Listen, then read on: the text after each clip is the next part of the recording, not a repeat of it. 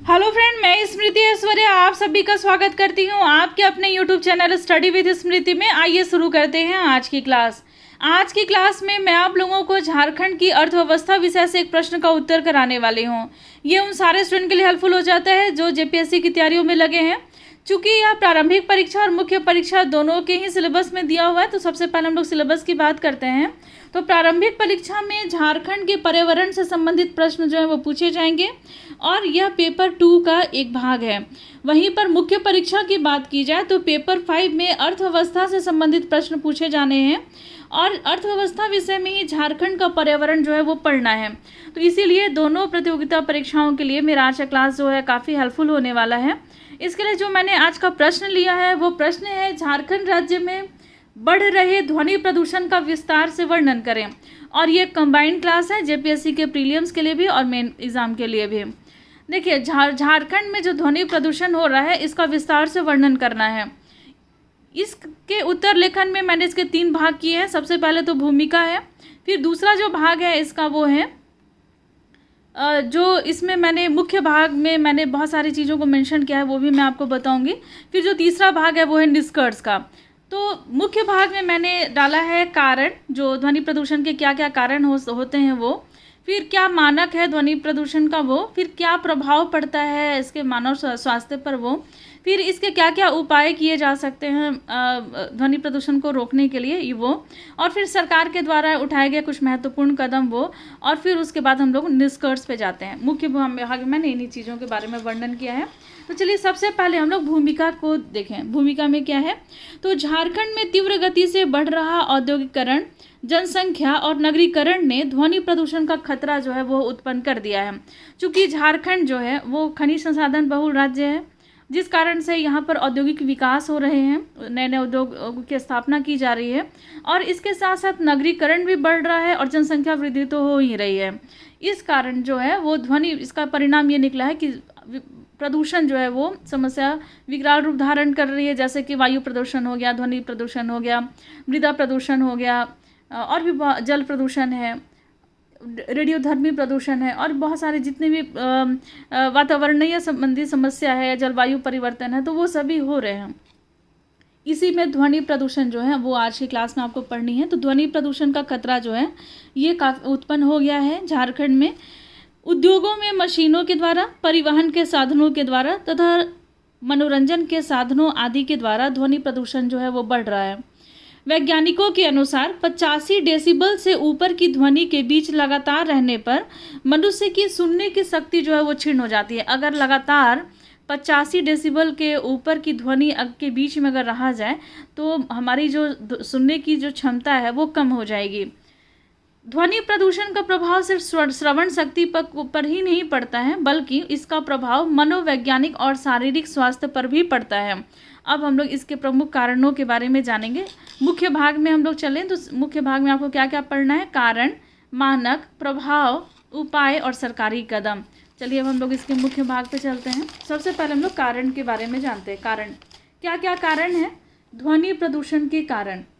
उद्योग, मनोरंजन के साधन, आतिशबाजी, जैसे ये धार्मिक आयोजन या फिर विवाह के समय में या फिर पर्व त्यौहार के समय में जो आतिशबाजी की जाती है, अन्य उपलक्ष्य में भी आतिशबाजी की जाती है, तो उससे ध्वनि प्रदूषण बढ़ता है।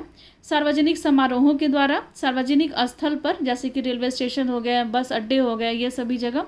फिर परिवहन के साधन के द्वारा, स्कूल हो गया, कॉलेज भी इसमें आते हैं। फिर परिवहन के साधन, मोटर गाड़ी या फिर जो सड़क परिवहन है या रेल परिवहन, इसके द्वारा भी ध्वनि प्रदूषण जो है वो बढ़ता है। फिर निर्माण के कार्य, ये सभी को हम लोग थोड़ा डिटेल में जानेंगे। हवाई जहाज के द्वारा भी ध्वनि प्रदूषण बढ़ता है और फिर रैलियाँ जो निकाली जाती हैं उनके द्वारा भी ध्वनि प्रदूषण जो है वो बढ़ते रहता है। चलिए हम लोग इसके कारणों का विस्तार से हम लोग वर्णन करते हैं। तो सड़क परिवहन, सड़क पर चलने वाली गाड़ियों से ध्वनि प्रदूषण बहुत अधिक हो जाता है। गाड़ियों से निकलने वाले ध्वनि का पर्यावरण पर बुरा प्रभाव पड़ता है। फिर हवाई जहाज़ से ध्वनि प्रदूषण, जैसे हवाई जहाज़ जब उतरती है या फिर जब वो उड़ान भरती है, उस समय में जब उससे ध्वनि जो निकलता है, जो तीव्र ध्वनि निकलता है, तो आसपास के क्षेत्र जो है वहाँ ध्वनि प्रदूषण बढ़ जाता है। तो देखिए क्या लिखा हुआ है, हवाई जहाज़ से ध्वनि प्रदूषण। झारखंड के जिस शहर में हवाई जहाज़ की सुविधा है और उन क्षेत्रों में जब हवाई जहाज़ ज़मीन पर उतरने वाला होता है तो उसका शोर जो होता है वो एयरपोर्ट के 100 वर्ग किलोमीटर तक पर्यावरण को दूषित कर देता है, और जब वह उड़ने वाला होता है तो इससे भी ध्वनि प्रदूषण जो है वो फैलता है। फिर नए शहरों की प्लानिंग, चूँकि झारखंड में नगरीकरण बढ़ रहा है, अलग अलग उद्योग धंधे भी स्थापित हो रहे हैं, उद्योगों के लिए शहर ये नगरों का प्लानिंग किया जाता है, और जहाँ पर उद्योग स्थापित किए जा रहे हैं वहाँ के जो एम्प्लॉय हैं उनके रहने के लिए, या फिर पहले अगर किसी अव्यवस्थित तरीके से घर या फ्लैट बन गए हैं, बाद में अगर व्यवस्थित तरीके से बनाने के क्रम में उसमें तोड़ फोड़ की जाती है, इस कारण भी ध्वनि प्रदूषण जो है बढ़ता है। मार्बल कटिंग्स के काम होते हैं, या फिर बिल्डिंग को तोड़ा जाता है, या फिर मरम्मत के जो काम होते हैं, तो इस कारण से ध्वनि प्रदूषण होते हैं। तो देखिए वही दिया हुआ है कि नए शहरों की प्लानिंग, जिन शहरों की प्लानिंग सही से नहीं हो पाती है और नए प्लानिंग के तहत तोड़फोड़ के कार्य के द्वारा वातावरण में ध्वनि प्रदूषण फैलता है। फिर मनोरंजन के साधन है। मनुष्य के द्वारा मनोरंजन के लिए प्रयोग में लाए जाने वाले, जो मनोरंजन के लिए जो प्रयोग में लाए जाते हैं, TV, radio, tape recorder, music system जैसे साधनों के द्वारा वातावरण में ध्वनि प्रदूषण फैलता है। साथ ही विवाह, धार्मिक आयोजन, मेला, पार्टियों में प्रयोग किए जाने वाले डीजे, इनके भी चलन है। इस कारण से भी ध्वनि प्रदूषण में ये सभी भी अपनी महत्वपूर्ण भूमिका निभाते हैं। देखिए मनोरंजन के साधन में टेप रिकॉर्डर हो गया, रेडियो, टीवी, डीजे, विवाह, धार्मिक समारोह और मेला, इन सभी की महत्वपूर्ण भूमिका होती है ध्वनि प्रदूषण में। आतिशबाजी द्वारा ध्वनि प्रदूषण। विभिन्न त्योहारों, उत्सवों, मेलों, माफ़ कीजिएगा मेले होगा, उत्सवों, मेलों, सांस्कृतिक वैवाहिक समारोह में छोड़े गए जो आतिशबाजी होते हैं वो ध्वनि प्रदूषण का एक प्रमुख घटक है। फिर उद्योगों के द्वारा बढ़ रहा ध्वनि प्रदूषण, ये बहुत ही महत्वपूर्ण है। झारखंड में उद्योगों का पर्याप्त विकास हुआ है। लगभग सभी औद्योगिक क्षेत्र जो है वो ध्वनि प्रदूषण से प्रभावित हैं। कल कारखानों में चलने वाले मशीनों से उत्पन्न आवाज़, गड़गड़ाहट इसका प्रमुख कारण है। जब उद्योग जो है, जो इंडस्ट्री है, अगर ये इंडस्ट्री जब चलती है तो इससे जो आवाज़ निकलता है, तो ये जो आवाज़ साउंड निकलती है तो ये से ध्वनि प्रदूषण फैलता है। ताप विद्युत गृहों में लगे जो बॉयलर हैं, टरबाइन हैं, ये काफ़ी शोर उत्पन्न करते हैं। अत्यधिक उद्योग जो है वो शहरी क्षेत्रों में ही स्थापित हैं, अतः वहाँ ध्वनि प्रदूषण की तीव्रता जो है वो अधिक हो जाती है। कुछ अन्य भी कारण है ध्वनि प्रदूषण के, अब हम लोग वो जानेंगे। जैसे school, college, bus stand, railway station पर, या फिर विशाल जनसंख्या जहाँ पर शामिल होती है, वहाँ जैसे रैलियों में शामिल लोग, इनके द्वारा ध्वनि प्रदूषण जो है वो उत्पन्न होता है। अब ध्वनि प्रदूषण जो जैसे कि जहाँ जो सार्वजनिक स्थल है, जहाँ बहुत सारे लोग इकट्ठे होते हैं, इसमें स्कूल आ गया, ये स्कूल है, कॉलेज है, विश्वविद्यालय हैं, या फिर जैसे कोई कार्यालय है वहाँ पर, या फिर जहाँ पर मेलों का आयोजन किया जा रहा है, यहाँ जहाँ रैलियाँ निकाली जा रही हैं, जहाँ जुलूस निकाले जा रहे हैं, बस स्टैंड, रेलवे स्टेशन, इन सभी जगह पर जहाँ भारी भीड़ इकट्ठी होती है, तो वहाँ पर अन्य जो संसाधन है उनके द्वारा तो ध्वनि प्रदूषण होते ही, जैसे बस के द्वारा हो गया, रेल के द्वारा हो गया। उसके साथ साथ वहाँ जो जनसंख्या इकट्ठी होती है तो उनसे भी ध्वनि प्रदूषण जो है वो फैलता है। ध्वनि प्रदूषण का क्या मानक है, अब हम लोग वो जानेंगे। तो ध्वनि में तीव्रता को मापने के लिए डेसिबल इकाई निर्धारित की गई है। डेसिबल जो इकाई है वो निर्धारित की गई है ध्वनि की तीव्रता को मापने के लिए। मनुष्य का जो कान है वो 20 हर्ट्ज से लेकर के, एचजेड से लेकर के 20,000 एचजेड वाली जो ध्वनि है उसके प्रति ये काफ़ी संवेदनशील है। सामान्यतः 85 डेसिबल से तेज ध्वनि को कार्य करने में बाध्यकारी माना जाता है। यदि किसी स्थान से 85 डेसिबल से अधिक की ध्वनि अगर निकल रही है तो ये जो ध्वनि है ये कार्य करने की स्थिति नहीं, मतलब कार्य करने में ये काफ़ी बाध्यकारी होती है, जो कि ध्वनि प्रदूषण की श्रेणी में आता है। यदि 85 डेसिबल से तेज ध्वनि अगर कहीं निकल रही है तो ये ध्वनि प्रदूषण की श्रेणी में आ जाएगा। अब हम लोग जाने ध्वनि के संबंध में परिवेशी वायु क्वालिटी मानक। वायु क्वालिटी मानक जो है वो ध्वनि के संबंध में किस तरीके की होनी चाहिए। जैसे यहाँ क्षेत्र का कोड दिया हुआ है यहाँ पर क्षेत्र का दिया हुआ है, अलग अलग वर्ग दिए हुए हैं, और यहाँ पर कितना डेसिबल होना चाहिए, दिन के समय में कितना होना चाहिए और रात के समय में कितना होना चाहिए, ये एक मानक है। अगर इससे अधिक अगर इस क्षेत्र में होता है तो ये ध्वनि प्रदूषण हो गया। क्षेत्र का कोड में क में दिया हुआ औद्योगिक क्षेत्र, जहाँ पर उद्योग धंधे स्थापित है, जो औद्योगिक क्षेत्र में आता है, वहाँ पर दिन का समय, तो दिन का समय क्या होगा, 6 बजे सुबह से लेकर के रात के 10 बजे तक, 6 AM से लेकर के 10 PM तक, इसके बीच में अगर औद्योगिक क्षेत्र में 75 डेसिबल की ध्वनि है तो ये मानक है। और वहीं रात में यानी कि रात्रि के समय में 70 डेसिबल होनी चाहिए, ये एक मानक है। अगर कोई ये क्षेत्र का कोड ख में दिया है, वाणिज्यिक क्षेत्र है, कोई वाणिज्यिक क्षेत्र है, वहाँ पर दिन के समय में 65 डेसिबल और वहीं पर रात में 55 डेसिबल होनी चाहिए, ये मानक है। फिर ग में दिया हुआ है आवासीय क्षेत्र, अगर कोई आवासीय क्षेत्र है जहाँ पर लोग रहते हैं, वहाँ पर 55 डेसिबल जो है वो ध्वनि मानक है। और 45 डेसिबल रात्रि में, ये दिन में 55 डेसिबल है, वहीं 45 डेसिबल कहाँ कब है, तो रात में, ये मानक है। फिर क्षेत्र का कोड घ में दिया हुआ है शांत परिक्षेत्र, जहाँ पर शांत परिक्षेत्र है वहाँ पर दिन में यानी कि 6 बजे सुबह से लेकर के रात के 10 बजे तक 50 डेसिबल जो है वो मानक है। और वहीं रात्रि में 10 बजे रात से लेकर के सुबह 6 बजे तक यहाँ पर 40 डेसिबल जो है वो मानक है, तो ये एक मानक है। ध्वनि प्रदूषण से शरीर पर पड़ने वाले नकारात्मक प्रभाव, तो जो ध्वनि प्रदूषण होते हैं उसका क्या नकारात्मक प्रभाव पड़ता है हमारे शरीर पर, वो जाने। तो कानों की श्रवण शक्ति को ये कम कर देता है। अत्यधिक ध्वनि के बीच में लगातार रहने से कानों की श्रवण शक्ति जो है वो कम हो जाती है।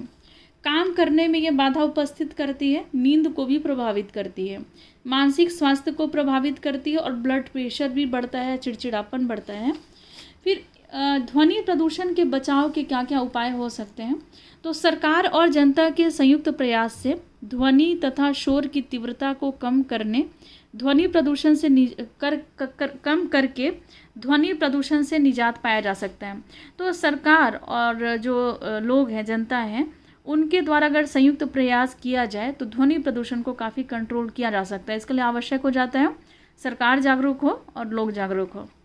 फिर दूसरा जो है वो है विभिन्न क्षेत्रों में सड़कों के किनारे हरे वृक्षों की कतार खड़ी करके, अगर सड़क है, जैसे ये सड़क है और इनके सड़क के किनारे अगर वृक्षों के कतार अगर खड़े कर दिए जाते हैं, देखिए, तो फिर इससे भी ध्वनि प्रदूषण जो है काफ़ी हद तक ये कम की जा सकती है। क्योंकि हरे पौधे जो हैं दो ध्वनि की तीव्रता को 10 से 15 डेसिबल तक ये कम कर देते हैं। जहाँ पर जैसे 85 अगर डेसिबल है तो एकदम कम, 10 से 15 अगर वो 70-75 तक वो माफ़ कीजिएगा 75 से लेकर के 65 और 75 के तक वो कम कर सकता है हरे पेड़ पौधे। तो बहुत ही लाभकारी ये सिद्ध होता है ध्वनि प्रदूषण को कम करने के लिए। फिर प्रेशर हॉर्न बंद किए जाएं, जो प्रेशर हॉर्न है उद्योगों में उसको बंद किए जाएं। इंजन और मशीनों की मरम्मत लगातार हो। देखिए, उद्योग जो है, इंडस्ट्री जो है, वो पुरानी हो जाने के बाद अगर उसमें सही तरीके से मरम्मत नहीं की जा रही है या फिर उनका समय समय पर सही तरीके से उसका रख रखाव नहीं किया जा रहा है तो वो ज़्यादा ध्वनि निकालना शुरू कर देती हैं। तो प्रेशर हॉर्न इसके लिए बंद कर दिए जाएं। इंजन और मशीनों की मरम्मत लगातार होनी चाहिए। सही ट्रैफिक का संचालन हो। जब जाम लग जाता है तो उस समय ध्वनि प्रदूषण की जो मात्रा हो जाती है वो बढ़ जाती है। तो अगर सही तरीके से ट्रैफिक का संचालन किया जाए तो ध्वनि प्रदूषण को कम किया जा सकता है। शहरों के नए इलाके बसाते समय सही योजना बने। ऐसा नहीं कि अभी किसी और तरीके से मकान बन गए, कुछ दिन के बाद पता चला कि वो सही तरीके से नहीं बने तो फिर उसमें तोड़फोड़ का या मरम्मत का काम लगा, फिर उसके बाद नए तरीके से फिर वो बसाव किया गया। तो जब शहर का जब योजना बनाया जा रहा है तो उसी समय जब इलाके अलग अलग बसाए जा रहे हैं, सही तरीके से प्लानिंग की जाए तो इस तरीके के सिचुएशन जो है वो नहीं आएंगे। फिर है उद्योग एवं कारखानों को शहरों या आबादी से दूर स्थापित करना चाहिए। तो जो इंडस्ट्री है उसको शहर की आबादी से दूर, ताकि लोग जो हैं वो प्रभावित ना हो इसकी ध्वनि से। या फिर अन्य भी प्रदूषण होते हैं, जैसे वायु प्रदूषण हो गया या मृदा प्रदूषण हो गया, तो लोग इससे प्रभावित ना हो जल प्रदूषण से। तो शहर से दूर उद्योग की स्थापना की जानी चाहिए। सरकार के द्वारा उठाए गए कुछ महत्वपूर्ण कदम, कुछ ही चीज़ों को मैंने यहाँ शामिल किया है। ध्वनि प्रदूषण विनियमन और नियंत्रण नियम बनाए गए हैं 2000 ईस्वी में। ये भी प्रश्न बन सकता है। ध्वनि प्रदूषण विनियमन और नियंत्रण नियम कब बना? तो 2000 ईस्वी में। कुछ प्रमुख प्रावधान किए गए हैं, बहुत सारे प्रावधान हैं, लेकिन कुछ ही चीज़ों को मैंने यहाँ शामिल किया है। उन चीज़ों को मैंने शामिल किया है यहाँ पर जो आए दिन समस्या का विषय हो जाते हैं हम लोगों के लिए। जैसे उद्योगों से निकला हुआ जो आवाज़ है वो, आतिशबाजी हो गया वो, या फिर लाउड स्पीकर अगर किसी गली मोहल्ले में बज रहा है शादी ब्याह के समय में वो, तो इससे हम लोग हमेशा प्रभावित होते रहते हैं। तो क्या मानक तय किया गया है सरकार के द्वारा, क्या नियम बनाए गए हैं वो हम लोग वो जानते हैं। सार्वजनिक स्थल जहाँ पर लाउड स्पीकर या लोक संबोधन प्रणाली या ध्वनि का कोई अन्य स्रोत उपयोग में लाया जा रहा है, ध्वनि का ये सारे स्रोत हैं, अगर इन सभी का उपयोग में लाया जा रहा है कि चार दीवारी का ध्वनि का स्तर, मतलब जो चार दीवारी का जो ध्वनि का स्तर है वो, और क्षेत्र के लिए परिवेशी ध्वनि स्तर 10 डेसिबल ए या 75 डेसिबल ए जो भी कम हो उससे अधिक नहीं होनी चाहिए। ये मानक तय किया गया सरकार के द्वारा। भोंपू के उपयोग ध्वनि उत्सर्जित करने वाली सन्निर्माण मशीन, वैसी मशीन जो ध्वनि उत्पन्न करती है वो, एवं पटाखे फोड़ने पर प्रतिबंध लगाए गए हैं। पहला इसमें दिया हुआ इस प्रतिबंध के अंतर्गत भोंपू यानी कि हॉर्न, इसका उपयोग शांत परिक्षेत्रों या रात्रि के समय में आवासीय क्षेत्रों में सार्वजनिक आपात के सिवाय नहीं किया जाना चाहिए। जब सार्वजनिक आपात हो उस समय को छोड़ करके अन्य जो इस परिस्थिति हो उस समय में इसका उपयोग शांत क्षेत्र में या रात्रि के समय में नहीं करना है। भोंपू या हॉर्न का उपयोग रात्रि में नहीं करनी है। ध्वनि उत्सर्जित करने वाले पटाखे परिक्षेत्र या रात्रि समय में नहीं फोड़ने हैं। रात में आतिशबाजी जो है वो नहीं फोड़नी है, ऐसी आतिशबाजी जो ध्वनि उत्पन्न करती हो। फिर रात्रि में ध्वनि उत्सर्जित करने वाली सन्निर्माण मशीन रात्रि परिक्षेत्र, माफ़ कीजिएगा, शांत परिक्षेत्र जो जहाँ जो शांत इलाका है वहाँ पर, और आवासीय क्षेत्रों में जो आवासीय क्षेत्र हैं वहाँ उपयोग में नहीं लाई जाएंगी या चलाई जाएंगी। तो रात में ध्वनि उत्सर्जित जो वैसे मशीनें जो ध्वनि उत्सर्जित करती हैं वो मशीन शांत परिक्षेत्र में और आवासीय परिक्षेत्र में रात में उपयोग में नहीं लाया जाएगा। ये सभी नियम बनाए गए हैं सरकार के द्वारा। ये सब चीज़ें जो हैं जिनसे हम लोग आम जनजीवन में हम लोग इससे प्रभावित होते रहते हैं। देखिए अब निष्कर्ष में मैंने क्या लिखा है, सारे भाग तो मैंने करा दिए, अब निष्कर्ष हम लोग जाने। अतः यह कहा जा सकता है कि औद्योगिक क्रियाकलापों, निर्माण क्रियाकलापों, लाउड स्पीकर, वाहनों के हॉर्न आदि के कारण सार्वजनिक स्थल पर बढ़ते हुए परिवेशी शोर से मानव स्वास्थ्य पर हानिकारक प्रभाव पड़ता है। जो मानव स्वास्थ्य है उस पर काफ़ी हानिकारक प्रभाव पड़ता है।